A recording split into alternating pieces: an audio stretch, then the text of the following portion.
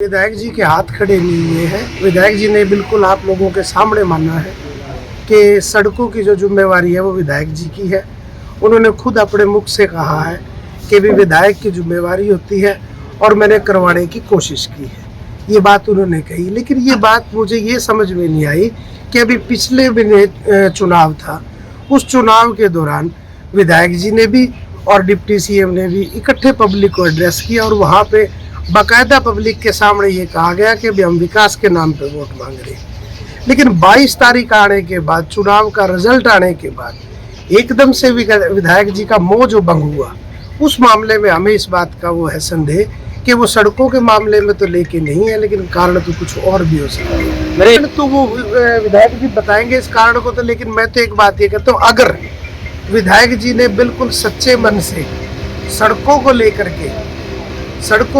के जो रोष प्रकट किया है, अगर वो उनका सच्चा है तो हम उनके साथ हैं। मैं तो उनको एक बात ये कहता हूँ आप लोगों के माध्यम से, अगर वो विरोध ही करना चाहते हैं और वो जिस प्रकार से रोष प्रकट करके घर बैठे हैं, उसकी बजाय पब्लिक के बीच में आ जाए।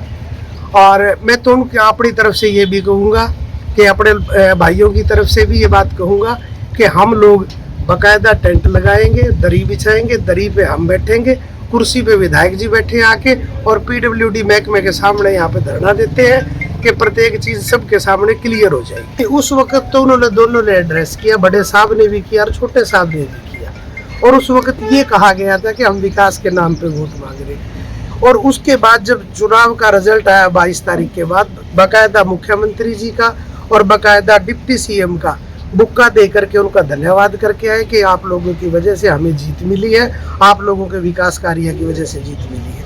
लेकिन असल हालात जो थे वो हालात छुपे हुए थे, आज वो हालात सबके सामने आ रहे हैं। सर विधायक का तो वो बता सकते हैं, सौतेला व्यवहार तो आप लोगों के सामने है, बिल्कुल क्लियर सौतेला व्यवहार है।